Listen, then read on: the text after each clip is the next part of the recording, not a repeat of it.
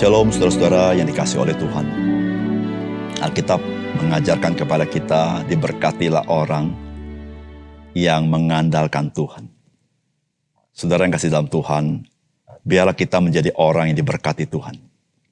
Ketika kita menghidupi hidup ini, bukan mengandalkan kekuatan diri kita, tapi mengandalkan Tuhan yang Maha Kuasa yang mencintai kita.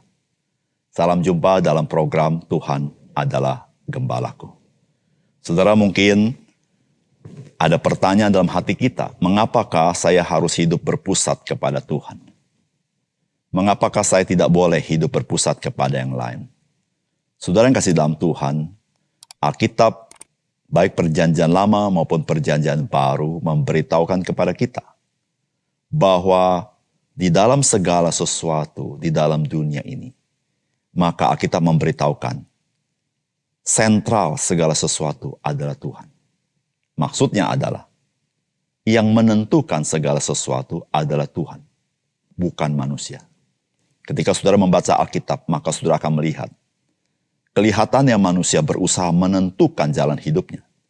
Tetapi pada akhirnya, Tuhanlah yang menetapkannya.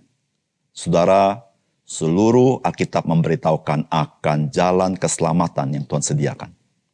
Nah, saudara yang kasih dalam Tuhan, jalan keselamatan pun bukan atas dasar desain manusia. Tetapi Tuhanlah yang menentukannya. Oleh karena itu, saudara yang kasih dalam Tuhan, mengapa di dalam Kristus, ketika saudara percaya kepada Yesus Kristus, saudara memiliki hidup yang kekal, keselamatan yang pasti.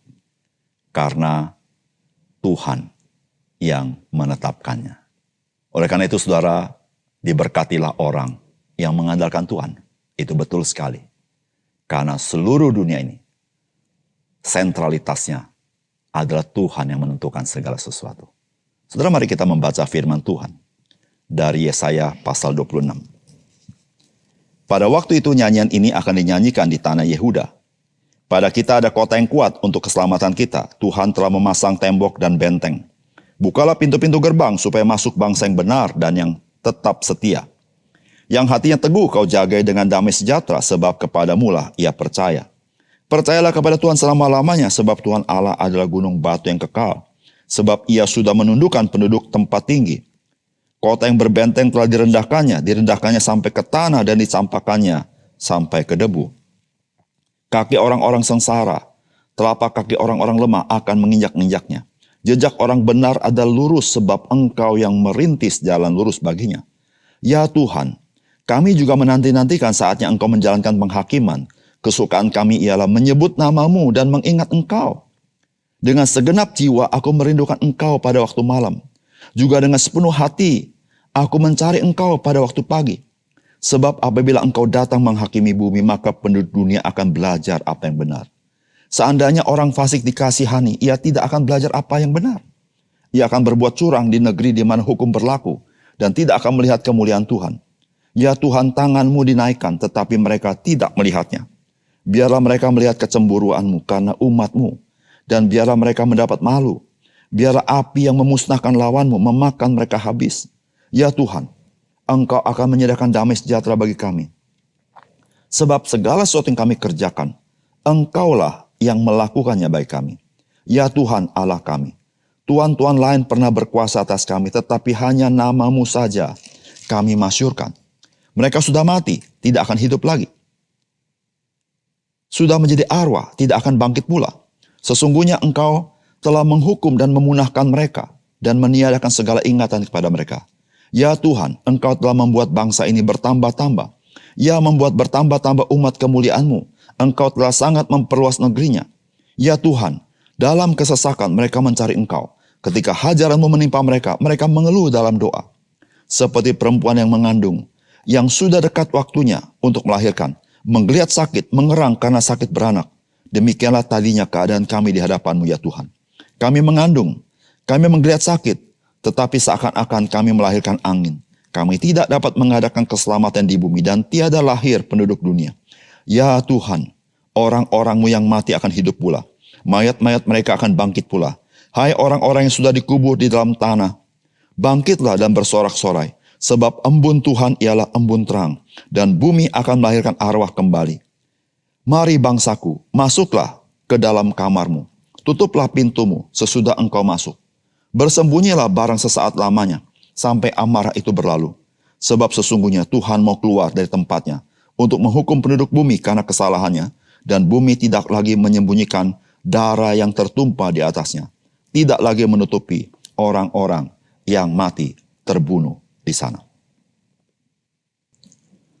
Saudara yang dikasihi oleh Tuhan, umat Tuhan, yaitu bangsa Israel, bukanlah bangsa yang besar dan bangsa yang sangat kuat pada zaman itu. Karena umat Tuhan pada zaman itu ada di antara bangsa-bangsa raksasa dengan kekuatan militer mereka dan kekuatan ekonomi mereka.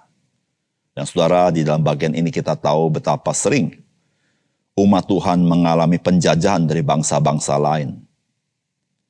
Tetapi saudara-saudara, dari bagian ini kita mendapatkan bahwa umat Tuhan menyadari bahwa memang seringkali ada banyak tuan menjajah tanah mereka. Tetapi mereka menyadari yang mereka sembah, yang mereka puji hanya Tuhan. Karena dari Tuhanlah keselamatan itu datang. Saudara, Nabi Yesaya menyampaikan bahwa pengharapan dari Tuhan adalah sesuatu yang pasti terjadi. Mengapa? Karena Tuhan sudah mengatakannya. Dan Tuhan sendiri yang mengadakannya. Saudara, apakah pesan firman Tuhan bagi kita? Saudara, yang pertama, saudara orang percaya Tuhan jagai dengan damai sejahtera. Nah, saudara, itu terdapat di ayat yang ketiga dikatakan, yang hatinya teguh kau jagai dengan damai sejahtera, sebab kepadamulah ia percaya. Ayat 12 berkata, ya Tuhan, engkau akan menyediakan damai sejahtera bagi kami, sebab segala sesuatu yang kami kerjakan, engkaulah yang melakukannya bagi kami. Saudara yang dikasihi oleh Tuhan, inilah yang dikatakan oleh firman Allah kepada kita. Saudara, di tengah-tengah umat Tuhan, di dalam ancaman dan bahaya, saudara-saudara, Nabi Yesaya menyuarakan perkataan Tuhan ini. Saudara, perkataan Tuhan ini mengingatkan kepada bangsa Israel sebagai umat Tuhan, bahwa damai sejahtera itu bukan pemberian dari bangsa-bangsa yang kuat di sekitar bangsa Israel. Damai sejahtera itu bukan dimiliki oleh karena mereka memiliki militer yang kuat. Damai sejahtera itu bukan mereka miliki karena ekonomi mereka kuat. Karena kita tahu, di dalam bagian-bagian sebelumnya, Nabi Yesaya sudah mengatakan bangsa-bangsa yang ekonominya kuat diruntuhkan, yang militernya kuat diratakan. Saudara yang kasih dalam Tuhan, disitulah Nabi Yesaya mengatakan kepada bangsa Israel, umat Tuhan, bahwa orang-orang yang percaya, orang-orang yang bersandar kepada Tuhan, merekalah yang Tuhan jagai dengan damai sejahtera. Saudara, mengapa demikian? Karena umat Tuhan, dia tahu apa yang mereka kerjakan bukan semata-mata yang mereka kerjakan, tetapi Tuhan yang mengerjakan bagi mereka. Saudara yang dikasihi oleh Tuhan, sebagai orang percaya, kita bersyukur kepada Tuhan. Kita sudah mengalami bahwa bukan kita yang mengerjakan, tetapi Tuhanlah yang mengerjakan. Ketika Tuhan Yesus berkata, damai sejahteraku kutinggalkan bagiku. Apa yang kutinggalkan bagimu tidak pernah bisa diberikan dunia ini kepadamu. Saudara-saudara, Kristus adalah damai sejahtera kita. Karena dia adalah Raja Damai. Dan dia membawa korban pendamaian di atas kayu salib. Saudara, damai sejahtera itu dikerjakan oleh Tuhan, bukan oleh kekuatan kita. Saudara yang kasih dalam Tuhan, betapa penting hidup kita berpusat kepada Tuhan. Karena hanya Tuhan yang bisa memberikan damai sejahtera.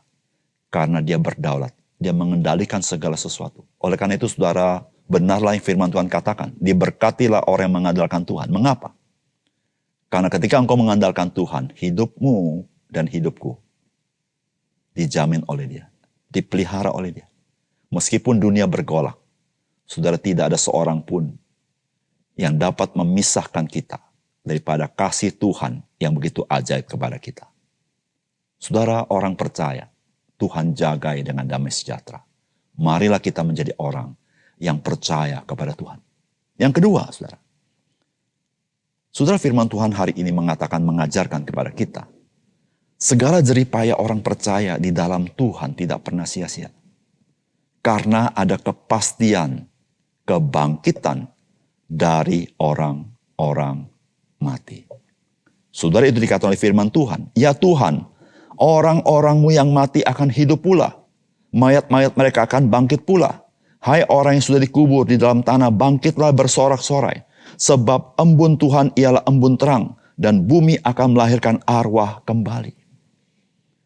Saudara yang kasih dalam Tuhan, Alkitab memberitahukan kepada kita bahwa kita sebagai orang percaya, ketika kita hidup bagi Tuhan, kita tidak pernah melakukan segala sesuatu di dalam kesia-siaan. Mengapa demikian? Karena ada jaminan kebangkitan dari antara orang mati. Saudara, jikalau hidup kita hanya berakhir pada kematian, maka segala sesuatu yang kita kerjakan, betapapun baiknya, adalah sia-sia. Tetapi Tuhan memberitahukan kepada kita bahwa hidup kita bukan berakhir pada kebinasan atau kematian, tetapi hidup kita akan beralih karena Tuhan akan membangkitkan kita dari antara orang mati. Saudara, bagaimana Alkitab memberitahukan kepada kita ada kepastian kebangkitan dari antara orang mati?